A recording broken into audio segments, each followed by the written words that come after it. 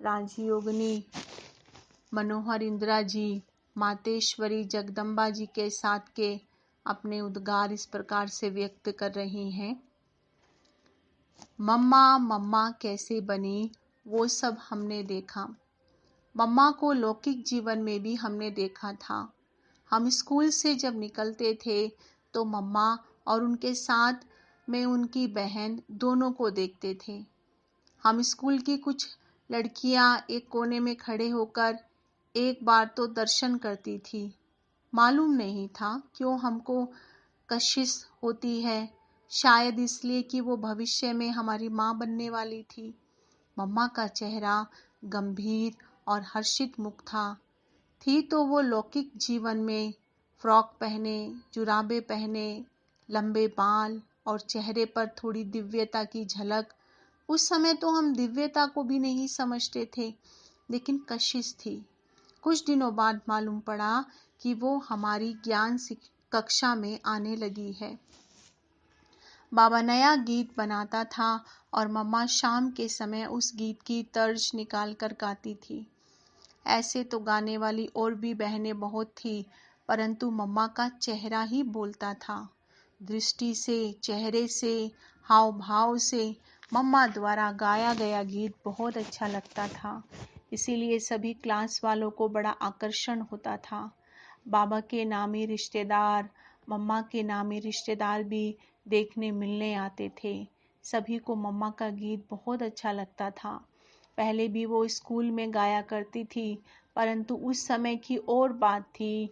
यहाँ ओम मंडली में आकर एकदम दिव्यता से भरपूर होकर गीत गाना और इस दिव्य नशे से गीत गाना, उसका प्रभाव लोगों पर बहुत अच्छा पड़ता था। बाबा ने एक विशेष गीत बनाया था और मम्मा ने अनुभव के आधार से उसे गाया। गीत के भाव इस प्रकार थे। मीठी सखियों, मैंने यहाँ सत्संग में आकर देखा कि मैं मानो हॉस्पिटल में आई हूँ, जहाँ ज्ञान का नेत्र खुलता है। नई आंखें ज्ञान की मिलती हैं, पुरानी दुनिया की पुरानी आंखें बंद हो जाती हैं।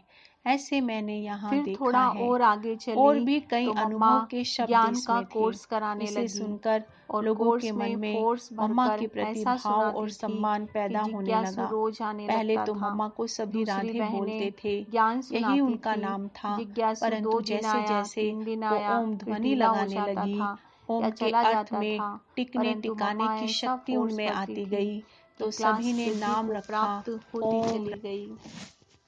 मम्मा में योग का जौहर था, वे अर्थ में टिककर गाती थी। उसका भाषण भी सबसे अधिक अच्छा होता था। जब बाबा कश्मीर में गए, वहाँ से ज्ञान का सारा सार पत्र में लिखकर भेजते थे। हर एक के नाम पर उसे पढ़कर फिर वाणी चलाई जाती थी।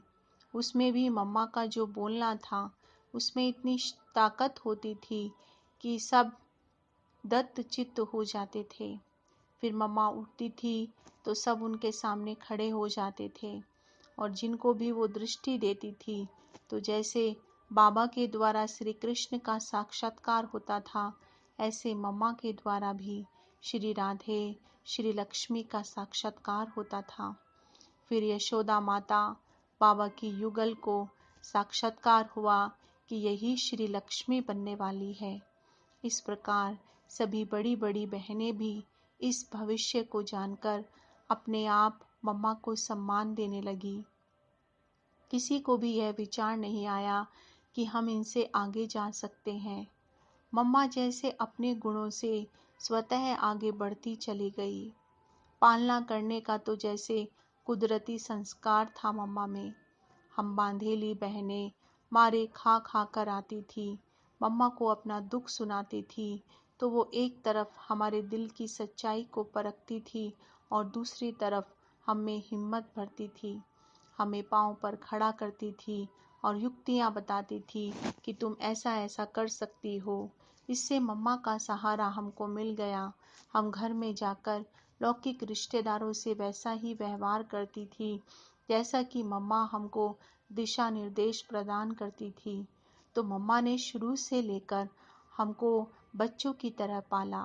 थी तो खुद भी हमारे जैसी 4-5 साल बढ़ी, पर मम्मा का स्वभाव संस्कार इतना स्पष्ट हो गया तो लगा कि यह हमारी माँ है। उनकी पालना के कारण हम सब झुक गए।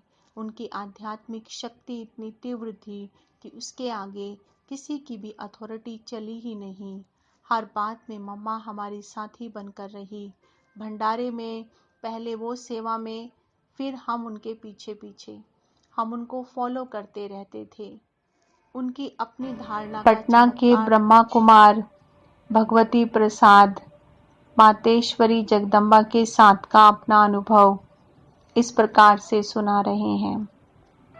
जुलाई सन 1959 की बात है, जब मैं ब्रह्मा कुमारी ईश्वरीय विश्वविद्यालय के संपर्क में पहली बार आया था। मैंने ब्रह्मा कुमारी बहनों के अनुभव के आधार पर भागवत की वास्तविक अमर कथा को 7 दिनों तक सुना और बहुत प्रभावित हुआ। ज्ञान के बाण मर्म स्थल तक घुस जाते थे और मैं सोचने को बाध्य हो जाता था कि यही एकमात्र सत्य है। लेकिन कल्प पूर्व की भांति गीता के भगवान पुनः अवतरित होकर प्राय लोक गीता ज्ञान दे रहे हैं और कलयुग के विनाश और सतयुग की स्थापना की तैयारी करा रहे हैं। इतनी ऊंची बातों को मानने में कभी कभी हृदय साथ नहीं देता था, भले ही मस्तिष्क साथ दे देता था।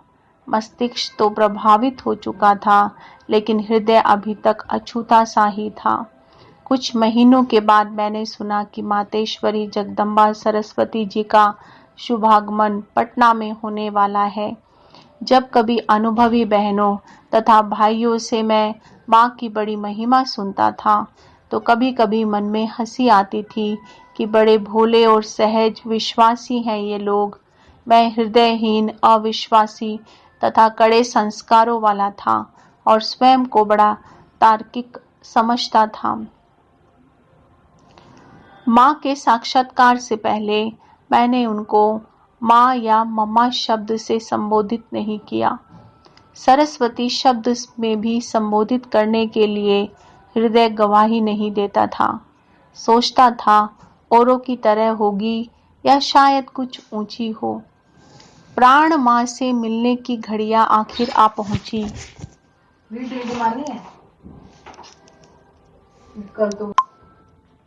ज्ञान गर्भ में तड़पते बच्चे को मधुर लोरी सुना नव जीवन देने के लिए दिसंबर मास की एक प्रभात वेला में जगदम्बा जी का पदार्पण पटना धरती पर हुआ और कुछ समय बाद माँ क्लास में आसन पर आ विराजमान हुई। नैनों से अव्यक्त रूहानी मिलन हुआ तो ऐसा लगा जैसे किसी ने मेरे अणु परमाणुओं में एक दैवी चेतना, एक दैवी स्फूर्ति फूंक दी हो। फिर तो मैं एकटक देखता ही रह गया। देवत्व की काल्पनिक प्रतिमा साकार में सजीव हो उठी। लगता था कोई मानवी नहीं, देवी बैठी हो। योगमयी मम्मा की हर भाव मुद्रा से एक दिव्यता की, अलौकिकता की भासना आती थी।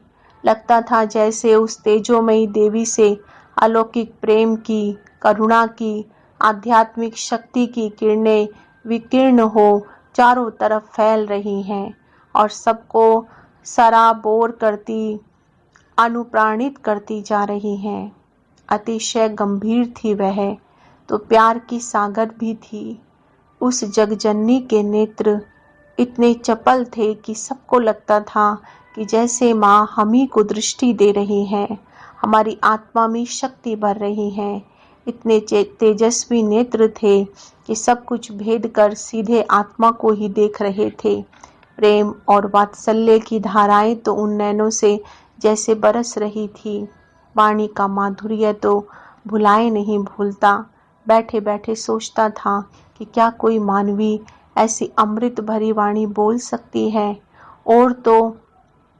और मम्मा के मौन और मुस्कान में भी अजीब जादू सा लगता था जो बरबस हृदय को खींच लेता था। जगदम्बा का वर्णन करने में पहली बार तुलसीदास की वह पंक्ति प्रत्यक्ष रूप में सामने आ गई कि गिरा अन नयन नयन बिनु वाणी, अर्थात जबान को आंखें नहीं हैं और आंखों को जबान नहीं है। अभी तक के अछूते हृदय को प्रेममयी माँ ने केवल स्पर्श ही नहीं किया, आप्लावित भी कर दिया। सारा संशय, सारा अविश्वास, सारा कलमश बह गया। मन मयूर आनंद विभोर हो थिरक उठा कि सचमुच ही ये कामधेनु जगदम्बा श्री सरस्वती ही हैं जो कल्प वृक्ष के नीचे बैठ तपस्या कर रही हैं तथा कल्प वृक्ष के नीचे बैठे अन्य सभी रूहानी वत्सों की आध्यात्मिक कामनाओं को पूर्ण कर रही हैं। पहले कभी माँ शब्द मुंह से निकलता ही न था और आज मम्मा मम्मा कहते ही जी आघाता था। बच्चे से बूढ़े तक को ईश्वरीय गोद का बच्चा समझकर मातृत्व सुधा बरसाने वाली शीतला माँ के निकट बैठने पर ऐसा मालूम हुआ कि जन्म जन्मांतर के विकारों की जलन शांत होती जा रही है। माँ एक तरफ आध्यात्मिक पालना करने के लिए प्रेम रूपिणी जगदम्बा थी तो दूसरी तरफ विकारों की बलि लेने के लिए रौद्र रूपिणी काली भी थी। उनके दोनों रूप प्रत्यक्ष में देखने को मिले। अज्ञान काल में खोज तो मैं आनंद को रहा था, लेकिन आनंद सागर प्रभु से विमुख होकर मरुभूमि माया की मृग मरीचिका में भटक गया था। काम क्रोध लोभ मोह अहंकार में आनंद की झलक देखता तथा उनकी तरफ दौड़ता था, लेकिन मिलता था घोर दुख ही। अस्तु इन दुखदायी विकारों की बलि लेने के लिए माँ काली ने कहा और मैंने भी सहर्ष अपने आसुरी जीवन की बलि माँ पर चढ़ा दी और मर्जीवा जन्म ले हंस वाहिनी माँ का एक बच्चा पावन राज हंस बना। फिर तो उस वीणा वादिनी ने मेरी जीवन वीणा पर जो मधुर ज्ञान तान छेड़ी, उससे आज भी मेरा जीवन संगीतमय है। हृदय तंत्री अभी भी झंकृत है। बाल ब्रह्मचारिणी श्री मातेश्वरी जी आध्यात्मिक शक्ति की स्रोत थी। वे ईर्षा द्वेष मान अपमान से पूर्ण रूपेण ऊपर उठकर निरंतर स्वरूपस्थ रहे पतित पावन सदा जागती ज्योति परम प्रिय परमपिता परमात्मा शिव की सहज स्मृति में स्थित हो चुकी थी। गीता के भगवान के मन मना भव के आदेश को उन्होंने पूर्ण रूपेण हृदयगम कर लिया था और उनकी स्थिति निरंतर निर्विकल्प समाधि की थी। माया की भूमिका से वह बहुत ऊपर उठ चुकी थी और मनसा वाचा कर्मणा तथा तन मन धन से पूर्ण रूपेण परमात्मा शिव के रुद्र ज्ञान यज्ञ में स्वाहा हो गई थी।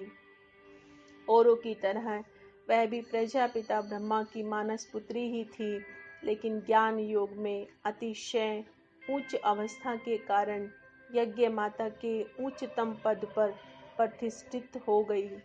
जिस लाड़ प्यार से उन्होंने प्रजापिता ब्रह्मा कुमार और कुमारियों की आध्यात्मिक पालना की, वह विश्व के इतिहास में बेजोड़ है।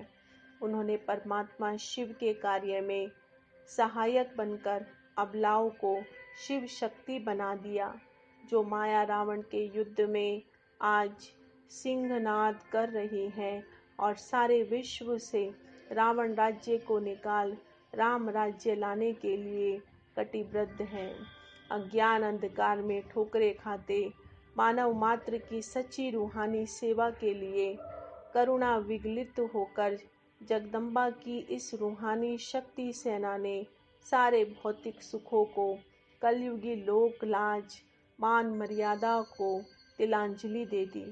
तभी तो इन भारत माताओं अथवा शक्तियों का इतना गायन है और स्वर्ग की स्थापना के लिए ज्ञान सागर परमात्मा शिव ने इनके सिर पर ज्ञान अमृत का कलश रखा है।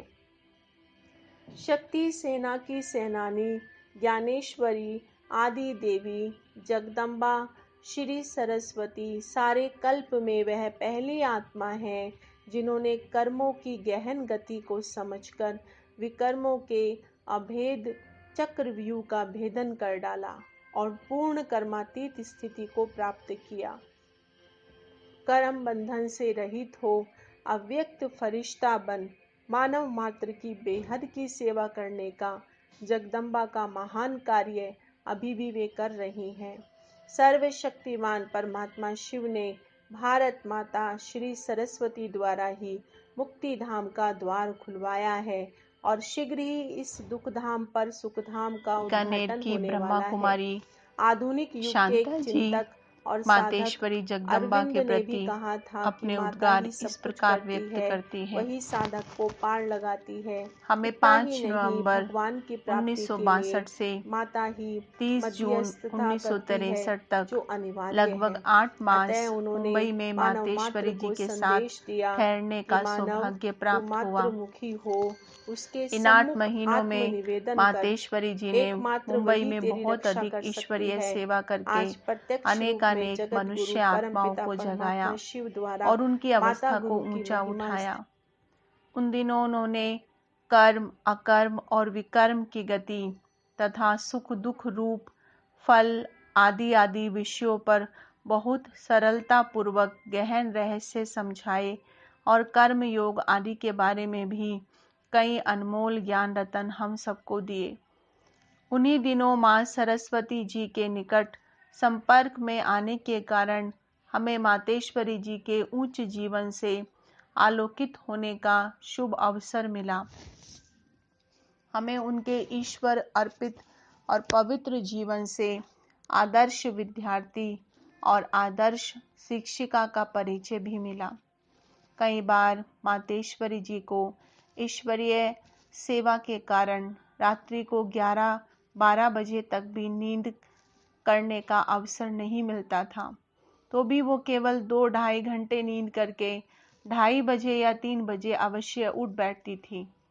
हमने देखा कि वह ज्ञान तथा योग के नियमों का पूर्ण पालन करती और कठिनाइयों तथा असुविधाओं की परवाह न करके अपने पुरुषार्थ और अभ्यास को निर्विघ्न रूप से चलाती रहती। यहाँ तक कि जिन दिनों उनके शारीरिक स्वास्थ्य में काफ़ी अंतर आ गया था, उन दिनों भी वह पहले की तरह ही निरंतर अपना सब कुछ चलाती रही और वैसे ही प्रातः 2:30 बजे उठती रही। आखिर एक दिन हमने यह प्रश्न पूछ ही तो लिया। हमने कहा, माँ, क्या शारीरिक तकलीफ के कारण आपको 2:30 बजे के बाद नींद नहीं आती? तब प्राण माँ ने कहा, हमें जो ईश्वरीय ज्ञान मिला है उसके अनुसार हमें योग का विशेष अभ्यास तो करना ही चाहिए। मैं तो शिव बाबा की याद में जल्दी उठ जाती हूँ। बीमारी है तो क्या हुआ, सारा दिन व्यस्त रहने, शारीरिक कष्ट झेलने और रात को बहुत देर से सोने के बाद भी इतनी जल्दी उठ बैठना प्रेरणाप्रद ही तो है।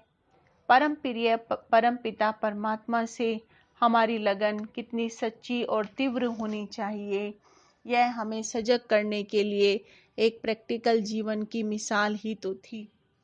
मातेश्वरी जब अस्पताल में थी तब भी उन्होंने अपनी पढ़ाई बंद नहीं की।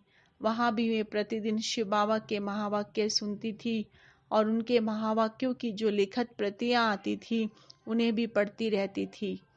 अनेक बार हमने माँ से पूछा कि माँ, इस ईश्वरीय ज्ञान यज्ञ में तो बहुत बहनें और भाई आए, इनमें से कई आपसे आयु में बड़े भी थे और कई इस यज्ञ में आपसे थोड़ा पहले भी आए हुए थे, तो भी आपने उन सब की भेंट में यह ऊंच स्थिति कैसे प्राप्त की जो आप सरस्वती कहलाई? आपका ऐसा कौन सा पुरुषार्थ था जिससे कि आपको इतनी सफलता मिली? तब माँ ने कहा, देखो, मैंने यह ईश्वरीय पढ़ाई कभी भी नहीं छोड़ी। कितना भी शारीरिक कष्ट होते हुए भी मैं हमेशा इस पढ़ाई के लिए अपने टाइम पर तैयार हो जाती थी। ज्ञान और दिव्य गुणों की धारणा के लिए शिव बाबा की जो भी राय अथवा शिक्षा मिलती थी, मैं उसे फौरन अमल में लाती थी। माँ के ये बोल 100% सच्चे थे। माँ शारीरिक कष्ट के अंतिम दिन तक भी नित्य प्रति ज्ञान स्नान करती रही। लुधियाना के ब्रह्मा कुमार अशोक भाई मातेश्वरी जगदम्बा के प्रति अपने उद्गार इस प्रकार व्यक्त करते हैं। सन 1963 में मम्मा अंबाला में आई। हम उन्हें निमंत्रण देकर लुधियाना में लाए। लुधियाना में उस समय मिट्ठू दादी थी। मम्मा का लुधियाना में जोरदार स्वागत हुआ। बहुत भाई बहनों की लंबी कतार लगी। सबके हाथों में फूल थे। सभी मम्मा से दृष्टि लेते गए तथा फूल देते गए। उनकी दृष्टि जब मुझ पर पड़ी तो लगा कि यह अद्भुत दृष्टि है, कोई महान हस्ती है। असली माँ हमारी यही है। उनका चलना तथा बातचीत का ढंग बिल्कुल फरिश्तों जैसा रॉयल था। मम्मा की गोद में जाने का मौका मिला। सुबह क्लास में गोद में जाते थे। हमारी आत्मिक स्थिति होती थी। गोद में जाकर ऐसा लगा मम्मा हमारी सच्ची माँ है। गोद ऐसी थी जैसे रुई की बनी हो। योग बल से उनका शरीर कोमल रुई जैसा हो गया था। एक दिन क्लास में चर्चा चली। मम्मा ने प्रश्न पूछा कि बच्चे बाप पर निछावर होते हैं या बाप बच्चों पर। क्लास के भाई बहनों में से किसी ने कहा बाप पहले निछावर होता है। मैंने कहा पहले हम बच्चे निछावर होते हैं। पहले हम बाप को अपना बच्चा बनाकर उन पर कुर्बान जाते हैं। मम्मा ने 2-3 बार घुमा घुमा कर पूछा आप कैसे बच्चा बनाएंगे, कैसे निछावर होंगे। फिर भी मैंने दृढ़ता से कहा हम निछावर होंगे। फिर मम्मा ने कहा बच्चे का निश्चय बड़ा पक्का है। आज से अशोक कुमार की जगह इनका नाम हुआ अशोक पिल्लर। ऐसा वरदान मुझे दिया। उन्हीं वरदानों को लेकर हम आज तक चले आए हैं। लुधियाना के बाद मम्मा जलंधर, पटियाला, नाभा में गए। हम भी पीछे पीछे जाते रहे उनसे ज्ञान अमृत पीने के लिए। मम्मा ने पूछा मैं जहाँ जाती हूँ आप वहीं आ जाते हो, आपको समय और छुट्टियाँ मिल जाती हैं। मैंने कहा जी मिल जाती हैं। मैं प्राइवेट सर्विस करता हूँ। मेरा मालिक मेरे से और ज्ञान से बहुत प्रभावित था। उसने खुद ही कहा मेरी कार लेकर जलंधर जाओ मम्मा से मिलने। उसने एक बार जगदीश भाई का लेक्चर सुना था। उसका उस पर बहुत अच्छा प्रभाव पड़ा था। मेरे व्यवहार, कर्म और चरित्र से भी बहुत खुश था। मम्मा के शरीर छोड़ने के 15 दिन पहले हम मधुबन गए। उनसे मिले। उनकी तबीयत ठीक नहीं थी। इतनी तकलीफ होते भी उनका चेहरा बहुत हर्षित था। लगता ही नहीं था कि कोई बीमारी है। उन्होंने हम सबको दृष्टि तथा टोली भी दी। ऐसी मीठी प्यारी अलौकिक माँ जगदम्बा की ये मीठी स्मृतियाँ आत्मा को उनसे मिलन मनाने जैसा अनुभव कराती हैं। लुधियाना के ब्रह्मा कुमार खुशीराम साहनी जी मातेश्वरी जगदम्बा जी के साथ का अनुभव सुनाते हैं।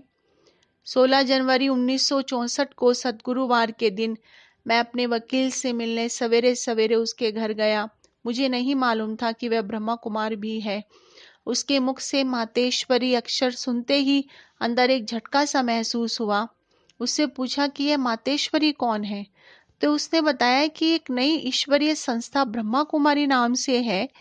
यह ब्रह्मा कुमारी बहनों की एक मुख्य बहन है जो यहाँ लुधियाना में एक सप्ताह के लिए 19 जनवरी को आ रही है। संस्था के केंद्र का पता पूछकर मैं वहां चला गया। जैसे ही दरवाजे के अंदर कदम रखा मानो आकाशवाणी सुनाई दी, आप सही स्थान पर पहुंच गए हो। सुनकर मैं हैरान हो गया। सामने दीवार पर लटका हुआ एक बोर्ड भी देखा जिस पर लिखा हुआ था बुरा ना देखो, बुरा ना सुनो, बुरा ना बोलो, बुरा ना सोचो और बुरा ना करो। तो झट विश्वास हो गया कि यह बिल्कुल ठीक स्थान है, क्योंकि मैंने घर के अंदर में ऐसा ही बोर्ड लटकाया हुआ था। ब्रह्मा कुमारी आश्रम में पहले दिन ही यह ज्ञान मिला कि प्रकृति के 5 तत्वों से बना शरीर मैं नहीं हूँ। मैं तो चेतन शक्ति ज्योति बिंदु आत्मा हूँ जो भ्रुकुटी के बीच बैठी हूँ और शरीर की चालक और मालिक हूँ। यह जानकर बंद आंखें खुल गई और खुशी के नशे में घर आकर यह सब अपनी डायरी में लिख लिया। दूसरे दिन परमात्मा के नाम, रूप, धाम, गुणों और कर्तव्यों की यथार्थ जानकारी मिली तो परमात्मा के बारे में सारी अज्ञानता एक पल में मिट गई और खुशी के नगाड़े मन में बजने लगे। तीसरे दिन मातेश्वरी जी के बारे में पता चला कि मंदिर में रखी हुई जगदम्बा माता की मूर्ति इसी मातेश्वरी की जड़ यादगार है। इसी की शक्ति ने मेरी पत्नी की छाती से जानलेवा फोड़े को भगाया है। यही ज्ञान की देवी सरस्वती प्रत्यक्ष होकर ईश्वरीय ज्ञान से अनेक आत्माओं की बुझी ज्योति को जगा रही है और निकट भविष्य में आने वाले सतयुग में यही विश्व महारानी श्री लक्ष्मी बनकर सारे विश्व रूपी भारत में राज्य करेगी। ऐसा जानकर खुशी के फव्वारे एकदम मन में फूट पड़े और उनको शीघ्र देखने और मिलने के लिए मन बेचैन हो गया।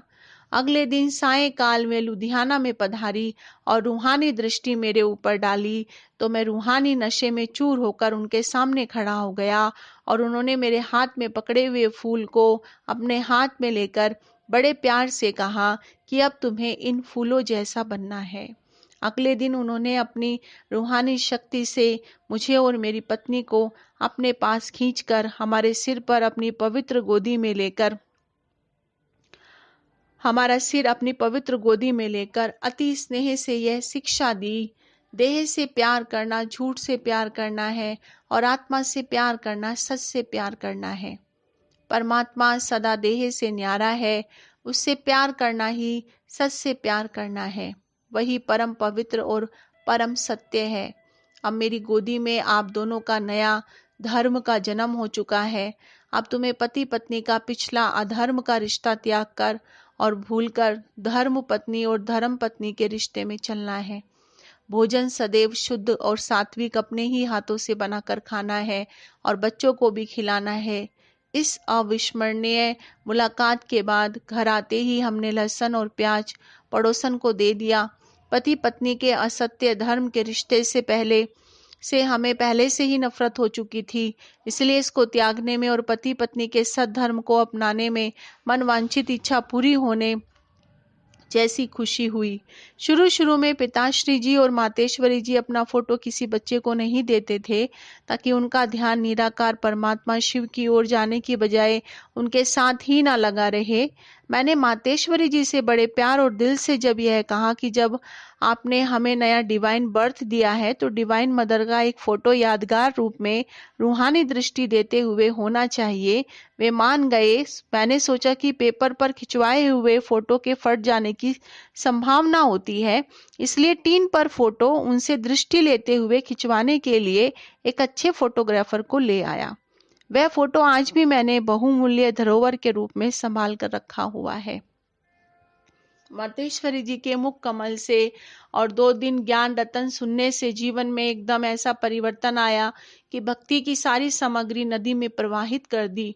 एक ही ब्रह्मा कुमारी आश्रम पर सवेरे शाम दोनों समय जाना शुरू कर दिया।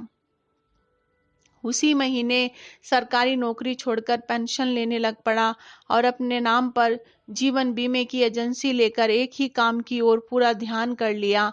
मातेश्वरी जी ने जब हमारे अंदर इतनी जल्दी परिवर्तन होते देखा तो अपने आप ही कहा, अब माउंट आबू जाकर पिताश्री ब्रह्मा के तन में पधारे हुए शिव परमात्मा से मंगल मिलन मनाओ। मातेश्वरी जी से माउंट आबू जाने का आदेश मिलने से बेहद खुशी इस कारण भी हुई कि वास्तव में ब्रह्मा की आत्मा ही श्री नारायण की आत्मा है, जिसको मिलकर मन की इच्छा पूरी होगी। मातेश्वरी जी जब लुधियाना से जलंधर, चंडीगढ़ और पटियाला में गए, उनसे ज्ञान दूध पीने के लिए मैं गाय के बछड़े की तरह उनके पीछे ही भागता रहा।